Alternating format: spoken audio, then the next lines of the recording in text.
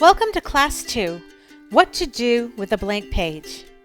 This week we're discussing inspiration and tools that will help you get creating and get over writer's block. I'm not a fan of horror stories, so when I say I like Stephen King, and I know many of you are going to balk and gnash your teeth and literally curse me for this, but I'm not talking about his horror stories. I'm talking about his inspiration and comments on writing and reading. He's a phenomenal writer. He sells millions of books, and he's a great teacher too. He's a teacher in the idea that he shares what he believes makes a good writer. Obviously, it works. Although this quote has been used many times, I think it is the most profound message for writers. If you don't have time to read, you don't have the time or the tools to write. Simple as that. Fortunately, these days, there are many ways to, quote, read, unquote. Even people with dyslexia who struggle to read can enjoy a good book, poem, essay, or other works of literature. What are these other ways we can experience poetry? Well, first there's reading. I first became a fan of Victorian and Edwardian poetry. The likes of Dickens and Tennyson were my favorites for years. I read them in compilation books from the library or Reader's Digest. There's something romantic about turning a soft, aged yellow page with the words of love and desperation and determination singing their woes and shouting their victories to me. I can't think of a better way to experience the wreck of the Hesperus than sitting on the rocks along the inner harbor in Gloucester, Massachusetts, while holding a book in my hand as the breeze off Half Moon Beach helps me turn the pages. But you don't have to find that special place in nature. You can find it at a poetry slam, a local coffee shop, or other small local arts performance theater. The best part of attending a poetry slam is you get to meet the poets who inspire you. You can share your experiences and works. You can even create a network of poetry peers. Instagram has a huge poetry community. There are poets who post daily, weekly, monthly. Instagram is a fantastic way to read and get inspired by poets and poetry. Podcast. To me, a podcast is like an audiobook. My baby brother has trouble reading, but as children, our mother read to us nightly. So he loves a good book. Thus, he is forever walking around the house with his headphones on, and he's tuned out of the world listening to his book. You can do the same with poetry podcasts. There's Poetry as Fuck, The New Yorker Poetry, and Classic Poetry Aloud, which hasn't posted anything since December, but if you want to experience classical poetry, the readings are still available. There are numerous poetry podcasts to enjoy. Much like podcasts, you can experience poetry both visually and audibly on YouTube. There are creative poetry recitations, poetry classes, poetry performances. All you have to do is type what you're looking for in the search bar. And finally, just get online. There are online poetry magazines, free poetry pedagogies for teachers, but that doesn't mean you can't use them to personally learn. There are poet pages, just like author and musician pages. There's Writer's Digest, Poetic Asides, and Poets.org. NPR and TED Talk also have poetry divisions. And let's not forget that Facebook has groups for poets and poetry inspiration as well. It's easier than ever to read, learn, and experience poetry. So what are the tools you can use to write poetry? Well, there's the basic pen and piece of paper, and for those so inclined, you can start writing your works directly into your computer, laptop, MacBook, tablet, or cell phone. If you're going to post your poem online, you can use apps such as Canva, which I use for my Instagram page. It's easy, simple, and free. You can create a video of your poem on Filmora, and there are paid sites such as Haiku Deck that can help you create higher professional quality versions of your poem for the internet or social media.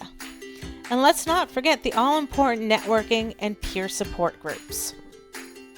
You have a great network of peers here at Coffee House Writers, but you're not limited to CHW. As mentioned in the previous slide, you can find other groups online, as well as at your local library and other groups if you just do a little research. Okay, so you've been reading, writing, connecting with peers, possibly even sharing your work. But now you're staring at a blank page.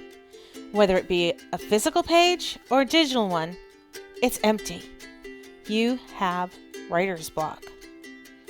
I'm among the believers that there is no such thing as writer's block. You must train your mind to break that destructive writer's block mindset.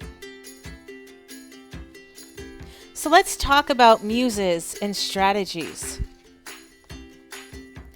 These two things are what you need to keep your creative juices flowing as a poet or a creator of any kind.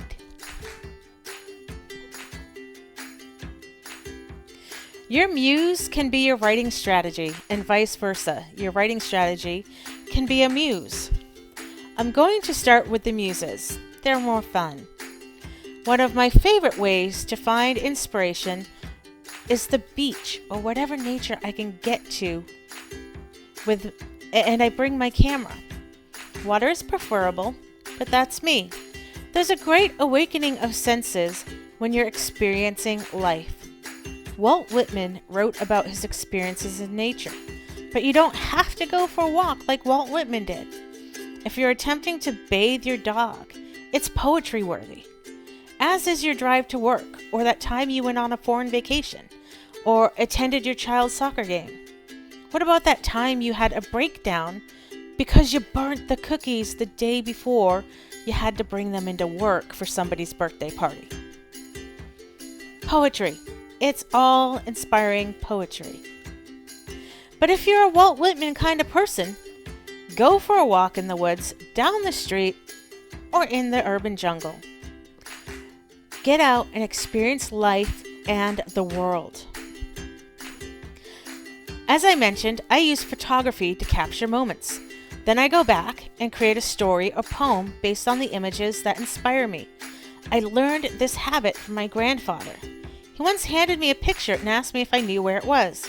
When I said no, he went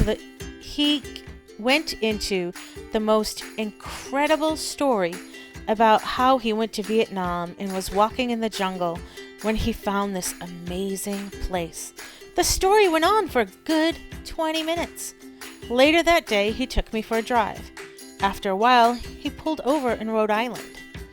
Grampy Freddy pointed out my window and asked me, "Do you recognize that?" I was staring at the live version of his photo. It wasn't taken in Vietnam. He took the photo at a location maybe an hour or so from home. But the story he made up based on that photo was so compelling, I believed it was real. In my last lesson, I shared how poetry can be turned into music. Likewise, music can be an inspiration. You can ask Coffee House writer author Sylvia Stein and others in our writing talk or random channels. And they'd be glad to share their writing soundtracks. Music can set a mood. It can motivate you to write or inspire your writing. Your poetry is art, but both still and performing arts can inspire your work. Go to a ballet. I suggest something that is not the all too familiar Nutcracker. You want to push the boundaries of your discomfort. You can also go to your local art museum or look for fun art images online. What does that white canvas with a red box next to a black outline of a circle with a cockeyed, frayed yellow outline of a square juxtaposed over those two shapes mean to you? What does that strange Goya lithograph speak to your soul? And finally, there's activism.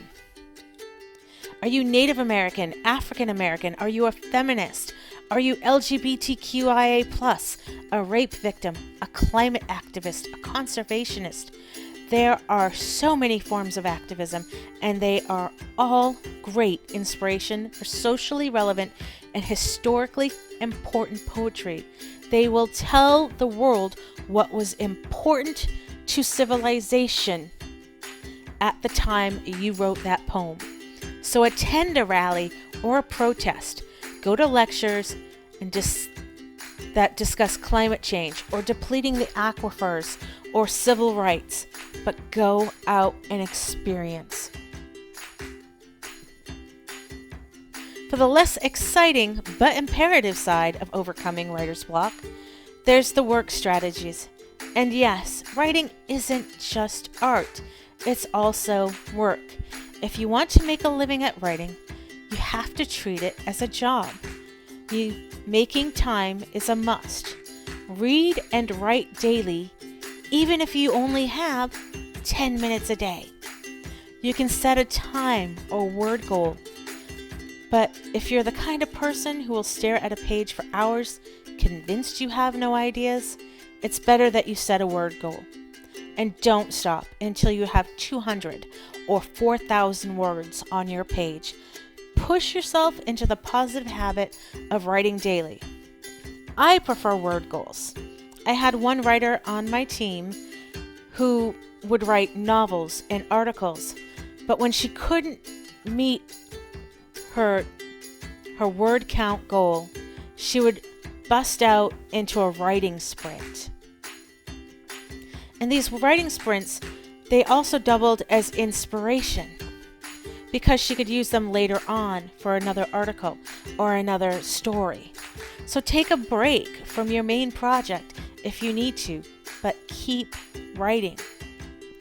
And this last one, I read somewhere in an article, but unfortunately, I don't remember where I got it from. One writer suggested that you stop when you know what's going to happen next, but not necessarily what happens after that next thing. That way, when you start writing again, you know exactly what you're going to write.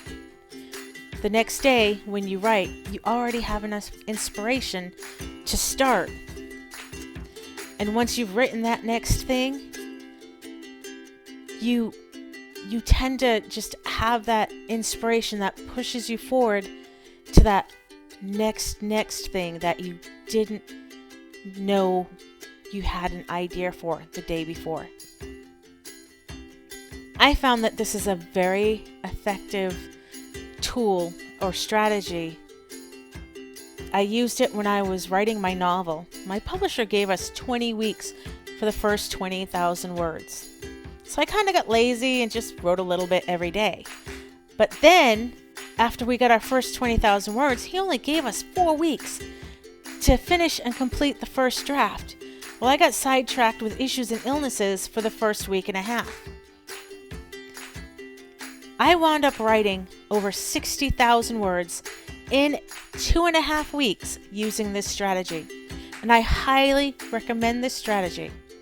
I wish I could remember who I got this advice from, because they really just high fives and kudos.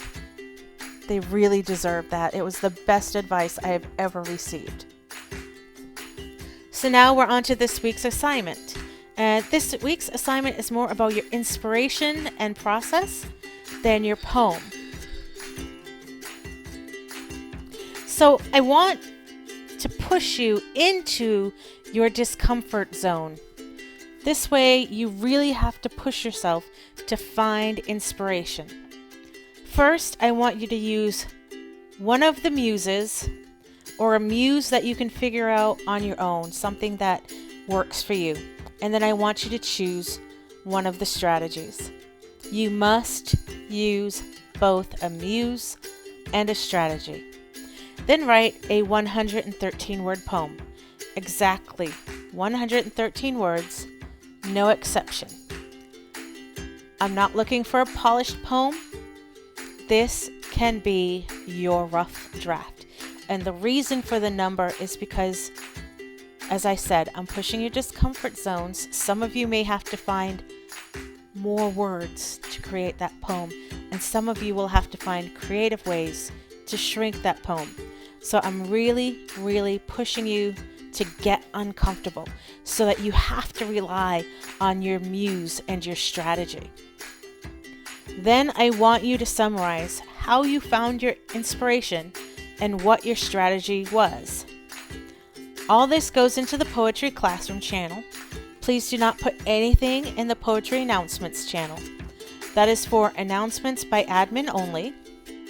Then respond to someone else's inspiration and strategy. Was their muse and strategy something you would consider? How do you think it inspired their poem? Remember the new guidelines. Compliment, respond, inspire, suggest, elevate. Compliment. Good luck, and I'm looking forward to seeing everyone's process.